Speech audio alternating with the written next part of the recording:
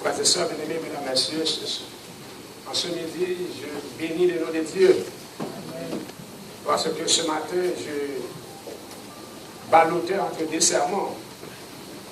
Mais ce n'est plus le cas pour maintenant. Et je sais que je vais prêcher la prolongation de la grâce. Mais ce matin, c'était intéressant de voir la seconde près avant le message, je ballottais encore. Je vous remercie tous pour les 3 semaines d'évangélisation, pour vos prières, pour votre support.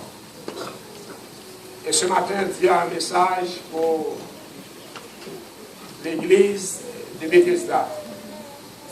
Un message pour les amis qui sont présents. Et c'est autour du thème la prolongation de la grâce. Comment est le titre? La prolongation de la grâce. La prolongation de la grâce. Ça, c'est capital de parler de la prolongation de la grâce. La grâce, c'est le berceau du salut de l'humanité. On est sauvé par grâce, à le moyen de la foi. Cela ne vient pas de vous. C'est un don gratuit de Dieu. Quand je parle de la prolongation de la grâce, je voudrais avoir la personne de chacun de nous pour comprendre le message de ce matin. Dans Luc chapitre 13, les versets 6 à 9, nous lisons les paroles de Jésus. Lisez avec moi. Il dit aussi cette parabole. Un homme, je n'entends pas l'église, un homme avait un figuier planté dans sa vigne. Il vint pour y chercher du fruit, et il n'en trouva point. Verset 7. Alors il dit au vigneron, voilà 3 hommes que je viens chercher du fruit à ce figuier, et je n'en trouve point. Pourquoi au-dessus Verset 8. Le vigneron lui répondit, Seigneur, laisse encore cette année, je poserai tout autour du bélier du figuier. Verset 9. Peut-être à l'avenir, voici du fruit. Sinon, tu ne peux pas. La prolongation de la grâce. Frères et sœurs, bien-aimés, mesdames, messieurs, aujourd'hui, c'est un message important. Jésus dit au verset 6, ces paroles. Un homme avait un figuier planté dans sa vigne. Un homme avait un figuier planté dans sa vigne. Il vint pour y chercher du fruit, il ne trouva point. Il n'en trouva point. Frères et sœurs bien-aimés, ici on nous dit que le propriétaire savait que le figuier devait donner du fruit. Il vint pour y chercher, il n'en trouva point. Qu'est-ce que cela veut dire? Qu'est-ce que cela veut dire pour chacun de nous en ce midi? Dieu nous place ici au Canada. Il nous place dans cette zone. Il attend de nous un travail. Il attend de nous un résultat. Il vient pour chercher le résultat. Mais le contexte du verset, c'est le peuple d'Israël. Le peuple d'Israël était placé au cœur du monde, pour annoncer au monde que notre Dieu règne encore. Le peuple d'Israël était placé comme sentinelle pour annoncer au monde la vérité, pour annoncer au monde la parole de Dieu. Le peuple d'Israël a failli à sa mission. Voilà pourquoi Jésus dit, un homme avait un figuier planté dans sa vigne. Il vint pour y chercher du fruit, il ne pourra point. Verset 7. Regardez pour voir. Verset 7. Alors il dit au vigneron, voilà 3 ans que je viens chercher du fruit à ce figuier et je ne trouve point. Coupe-le, pourquoi occupe-t-il la terre inutilement? Frères et sœurs bien-aimés, mesdames et messieurs, la terre est occupée inutilement. Et le maître dit au vigneron, coupe-le. C'est la sentence. En ce matin, frères et sœurs bien-aimés, Dieu vous pose cette question. Pourquoi êtes-vous ici à l'église de Bethesda? Pour quelle raison occupez-vous cette place inutilement? Je voudrais vous inviter à vous regarder vous-même. Je voudrais vous inviter à vous regarder vous-même, à analyser votre vie vous-même, à regarder vos actions. Après avoir fini de vous regarder, est-ce que vous occupez cette place à l'église? Est-ce que vous faites quelque chose pour Dieu ici à l'église? Est-ce que vous travaillez pour Dieu ici au Canada? Pourquoi occupe-t-il la terre inutilement? Je voudrais m'asseoir sur le mot inutile. Inutile. On est chrétien, mais on ne fait rien. On vient à l'église chaque sabbat, on ne fait rien. Là où vous travaillez, on ne sait même pas si vous êtes chrétien. Pourquoi occupe-t-il la terre inutilement? Frères et sœurs, mesdames et messieurs, Dieu nous appelle à travailler pour lui. Il nous appelle à prononcer son nom. Il nous appelle à préparer l'éternité bienheureuse, à inviter les hommes à venir accepter le message du salut. Dieu nous invite dans sa vie à travailler. Mais il t'a dit, voilà 3 ans. Qu'est-ce que cela veut dire? 3 ans, c'est le ministère de Jésus. Jésus a passé 3 ans et demi à travailler au milieu des Israélites. Il a travaillé et il n'a pas trouvé les résultats. Coupe-le. Pourquoi occupe-t-il la terre inutilement? En ce midi, frères et sœurs bien-aimés, Dieu veut attaquer chacun de nous. Il veut parler à chacun de nous ici présents. Il a un message spécifique pour chacun de nous. Et chacun de nous ici présents passe à le temps de Dieu pour être sauvé pour l'éternité. Frères et sœurs, si on est chrétien, on doit avoir un travail à faire pour Dieu. On doit donner des résultats. Et Dieu cherche le résultat du travail de chacun de nous. Je peux vous dire pourquoi êtes-vous à l'église? Vous venez à l'église pour quelle raison? Ah oui, pasteur, je viens à l'église pour adorer Dieu. C'est fini.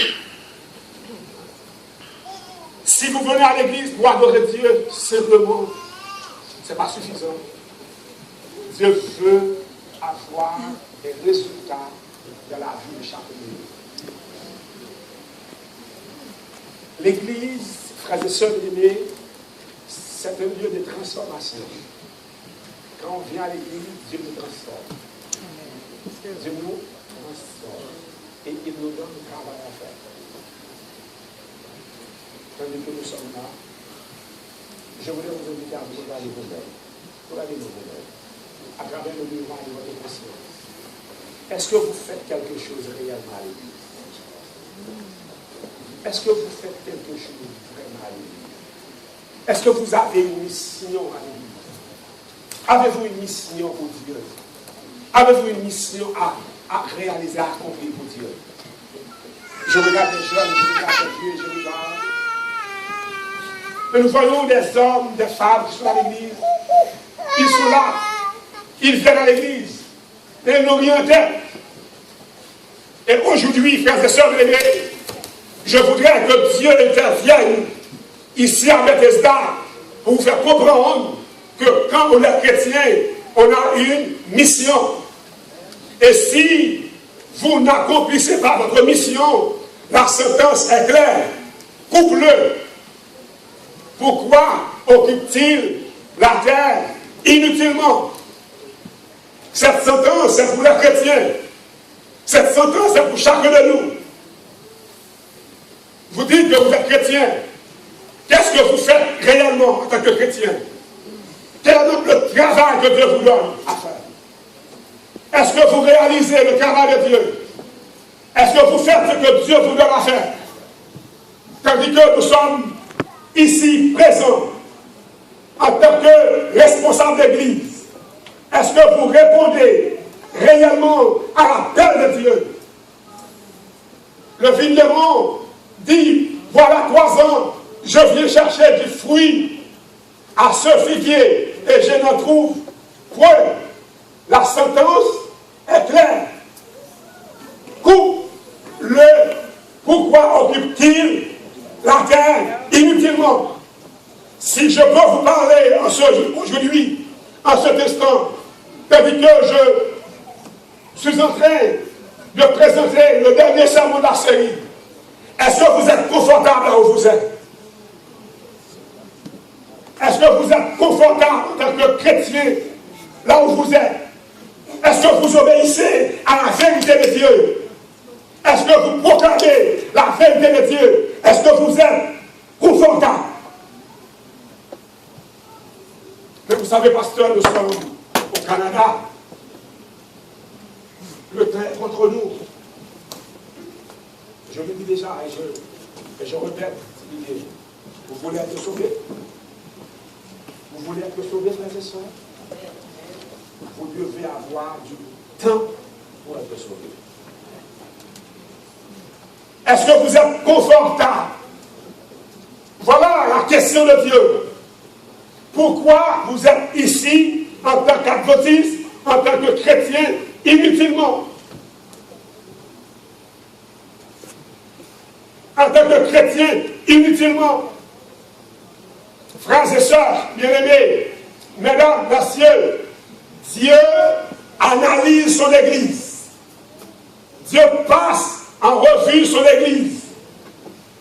Et Dieu veut avoir un résultat positif dans la vie de chacun de nous.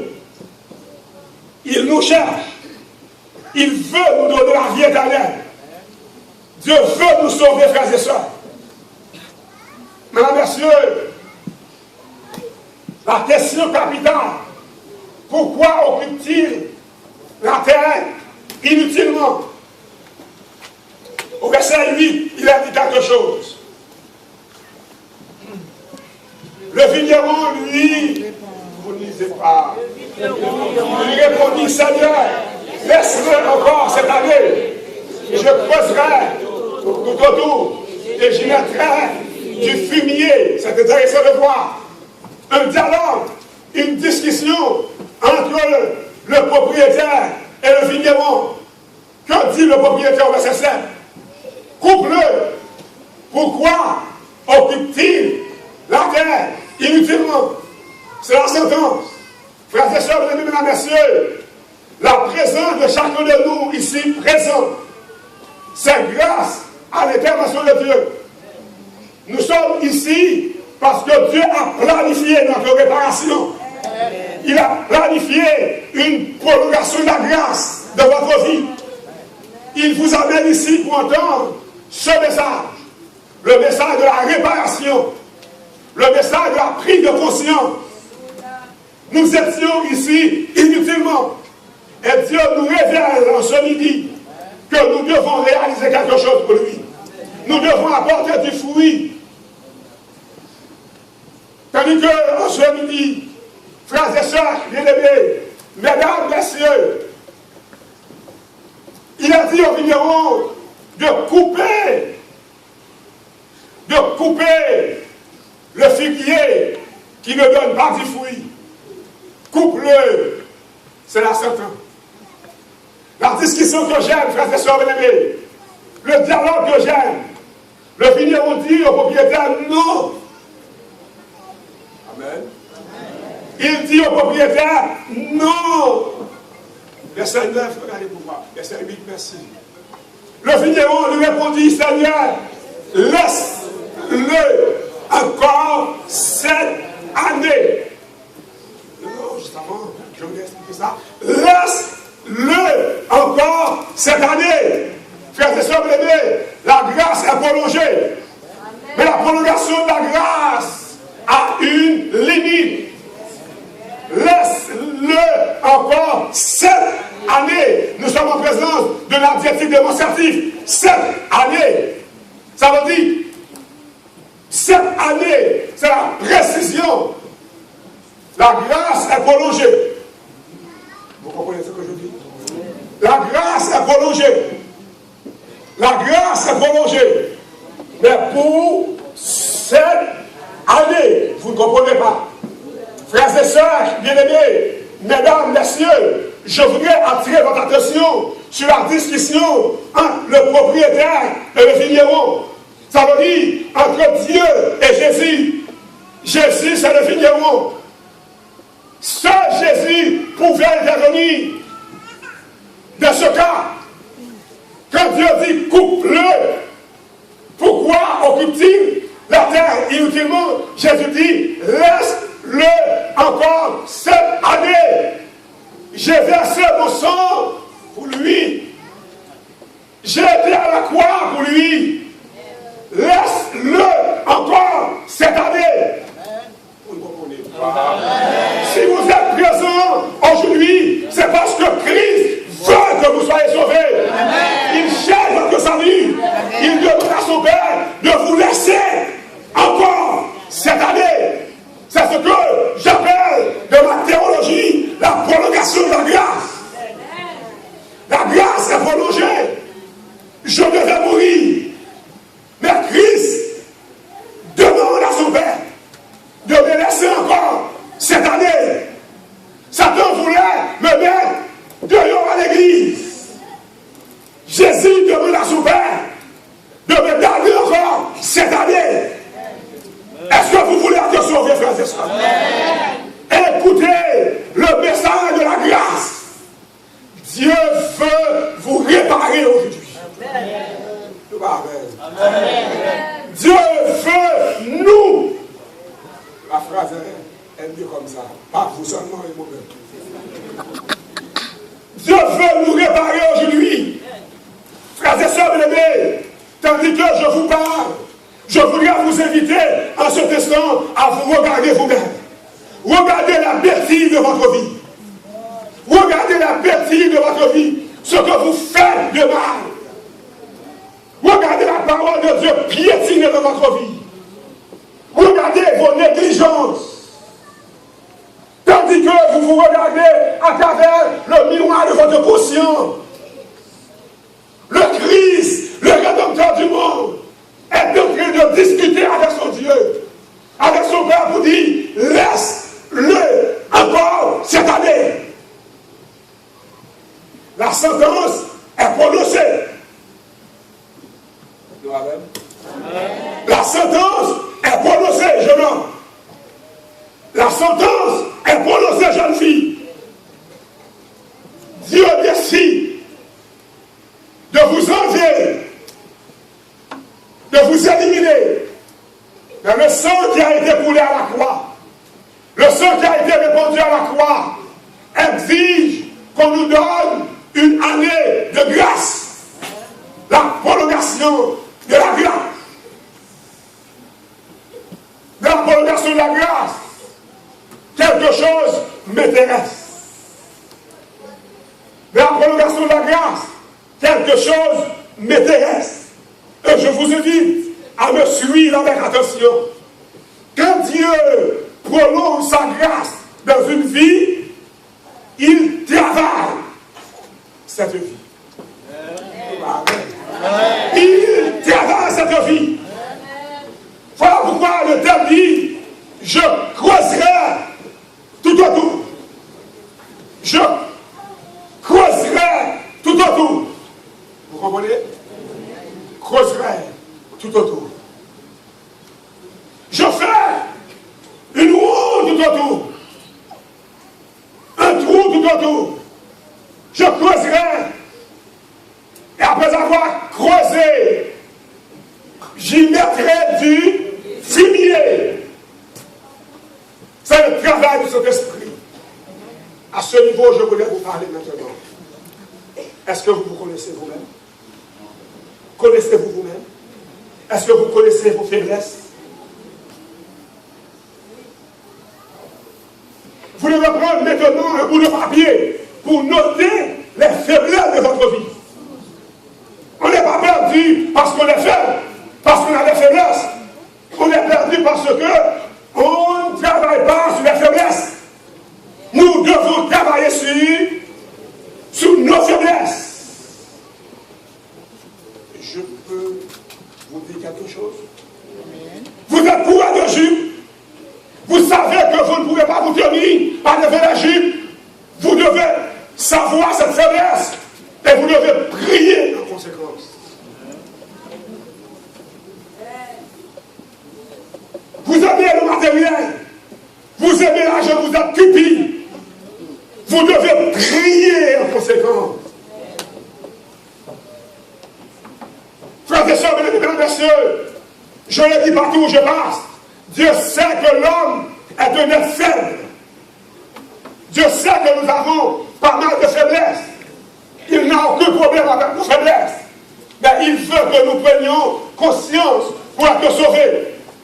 Dieu veut que nous prenions conscience pour être sauvés. Autant dit que nous sommes là ce midi. Je voudrais vous inviter, frères et sœurs, bien-aimés, mesdames et messieurs, à vous connaître vous-même.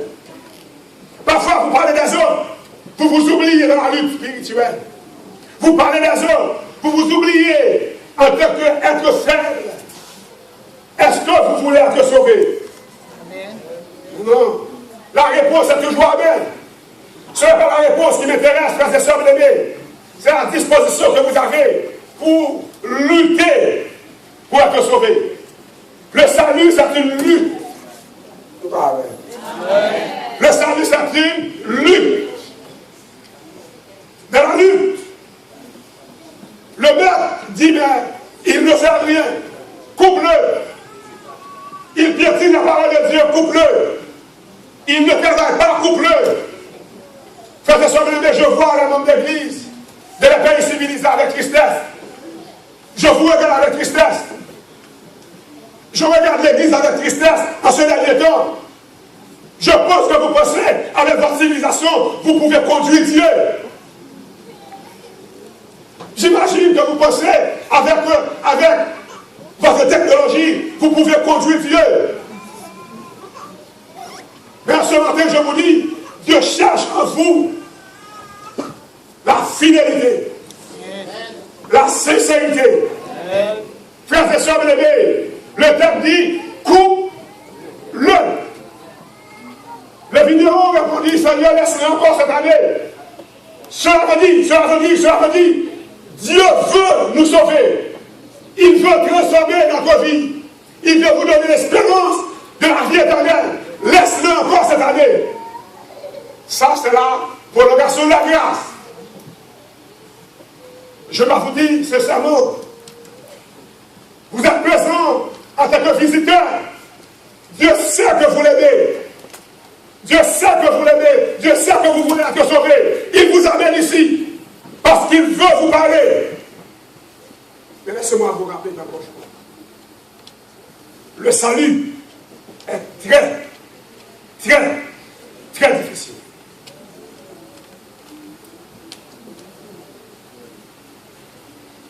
Si on vous dit que le salut est facile, moi, le serviteur du Dieu vivant, je vous dis non.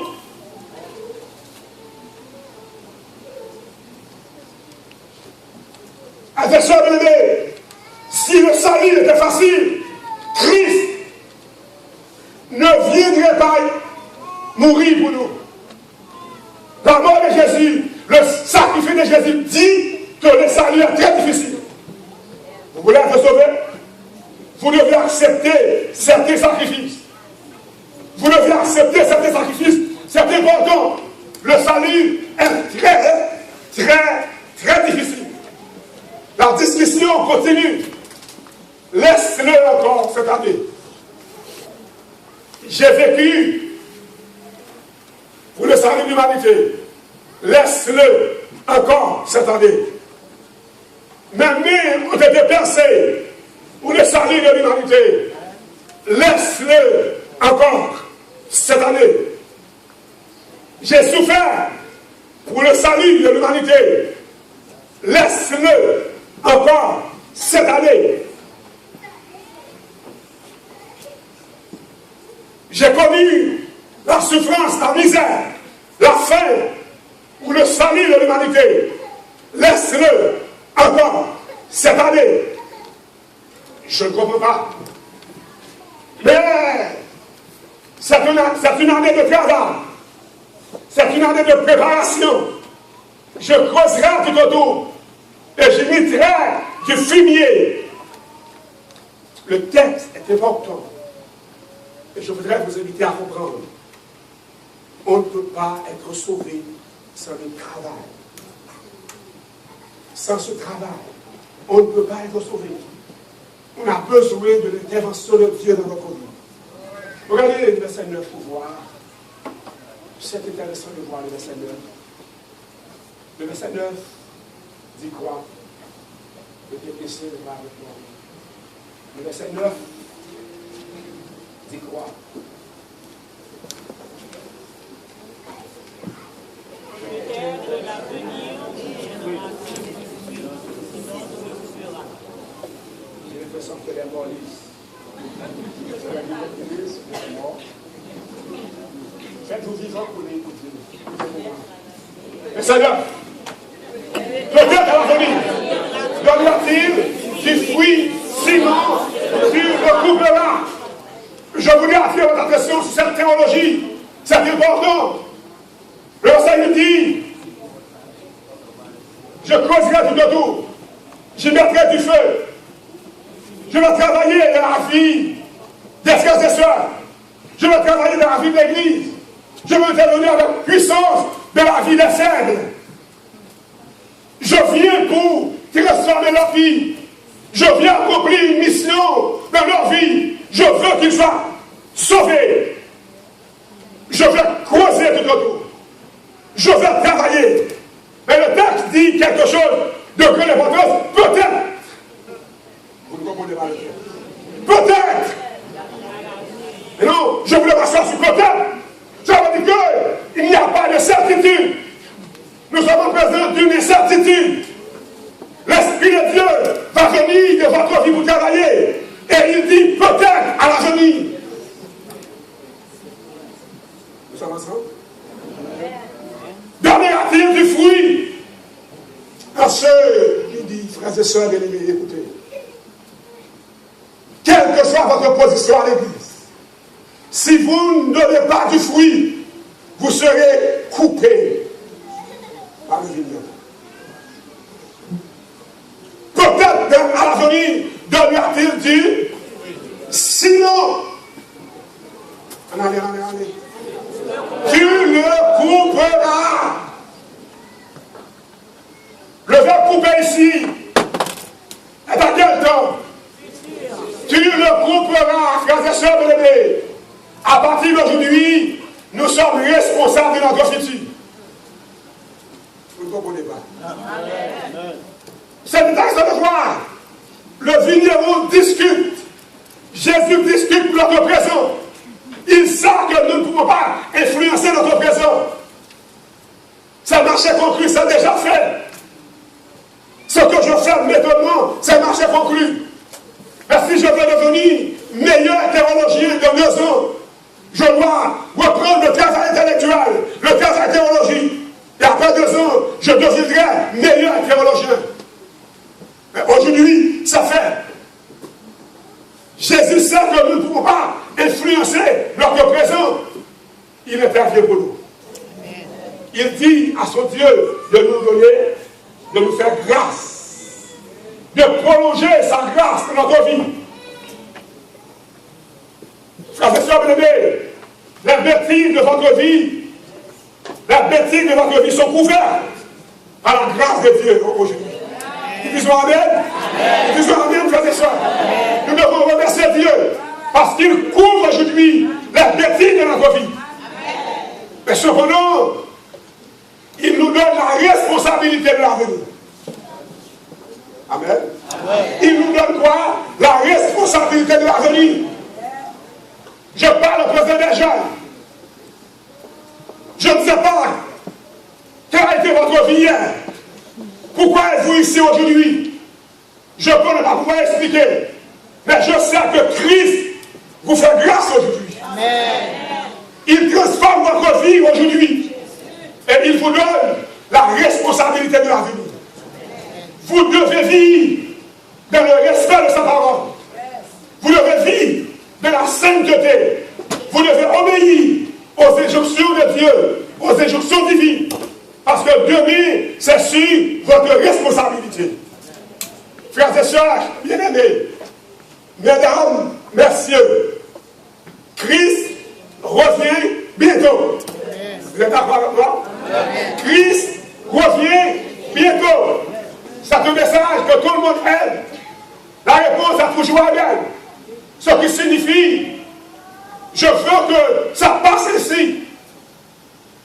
Frères et sœurs, bien-aimés, mesdames, messieurs, le dernier message de Dieu pour vous, c'est le message de la prolongation de la grâce. Vous devez passer par la mort. Vous devez déjà laisser l'église. Mais Dieu vous a fait grâce. Amen. Il vous a fait grâce. Et de cette grâce, gaspillée, de cette grâce, piétinée, de cette grâce, négligée, le vigneron intervient pour une prolongation. Vous ne comprenez pas. Amen. La prolongation, c'est difficile. La prolongation, je dis que le jeu était déjà terminé. C'était déjà terminé le jeu. C'est la fin. Mais on vous donne.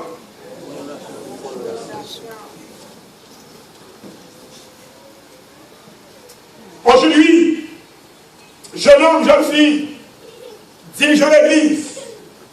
Vous avez une prolongation. Voulez-vous continuer à jouer avec la grâce de Dieu? Voulez-vous continuer à piétiner la grâce de Dieu? Vous avez une prolongation. Frères et sœurs bien-aimés, mesdames et messieurs, aujourd'hui, Dieu veut sauver son église. Amen. L'Esprit de Dieu travaille dans des domaines spécifiques de chaque vie ou préparer un peuple pour l'éternité. Je visionne déjà ce grand rassemblement. Ce grand rassemblement qu'apporte la prolongation de la grâce. Tandis que nous sommes ici en ce... Croyez-vous que Christ soit bientôt? Amen. Vous dites Amen quand même. Vous croyez quand même. Qu'est-ce que vous faites de votre croyance? Pour l'application de la vérité de votre vie. Pour le travail de la vérité de votre vie. Christ revenez pour sauver ceux qui sont fidèles, ceux qui sont sincères. Je voudrais terminer.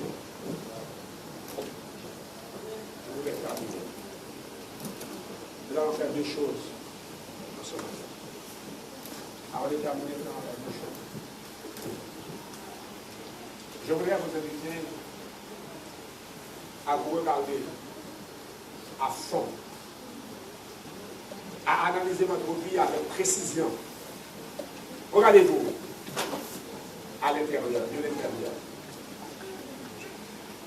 Vous savez très très bien que vous êtes perdu.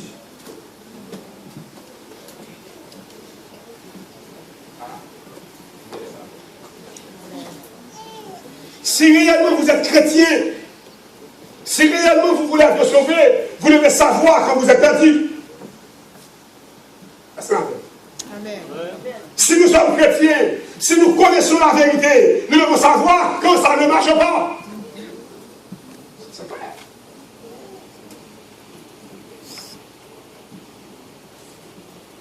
Quand ça ne marche pas, vous devez savoir. En sorte que, si vous savez que ça ne marche pas, vous devez courir vers la prolongation de la grâce. Amen. Amen. Vous devez demander à Dieu de prolonger pour vous la grâce. Parce que vous êtes perdu. Vous devez demander aux vignerons de discuter votre salut. Parce que vous êtes perdu. En seule église. En seule église. Frères et sœurs bien-aimés, vous dirigez mal l'église.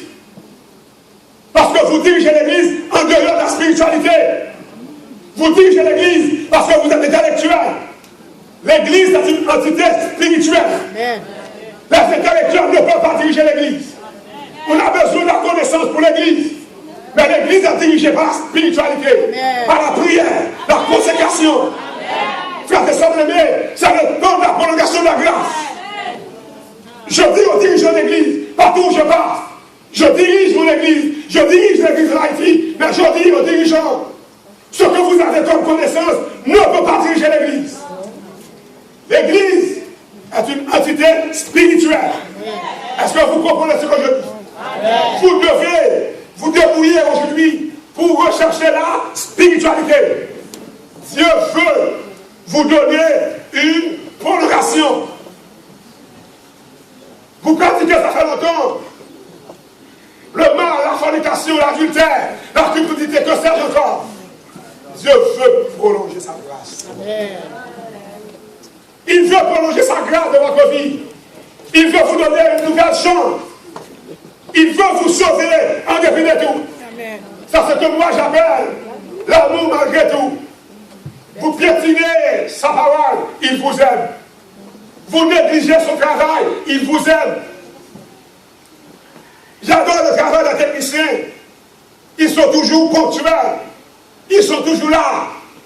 Ils sont toujours intéressés, je crois. Ce sont des hommes toujours au travail ponctuel. Gloire à Dieu pour eux. Que le nom de l'Éternel soit béni pour eux. Mais je dois dire aux techniciens, s'ils sont là, me donner du son pour parler, ils doivent prendre conscience de leur vie. Amen. Ce travail ne garantit pas le salut. Là où ils sont, ils doivent être des hommes spirituels. Amen. Amen. Je me demande si vous comprenez. Frères et sœurs bien-aimés, la grâce de Dieu est de sa prolongation. Cette prolongation, c'est important parce que le monde est devenu immoral. Les hommes les plus élevés, les plus éduqués, les plus instruits sont des hommes immoraux. Des hommes qui pratiquent l'immoralité, ils ne respectent rien. Ils piétinent la parole de Dieu. Dans l'ascendance, la nation américaine, on parlait de Dieu, on parlait de la Bible. Mais au sommet de cette ascendance, on défend maintenant la Bible. On défend maintenant la Bible. Mais on dit partout God bless America. Vous comprenez? God bless America. Mais ne parle plus de la Bible dans les écoles.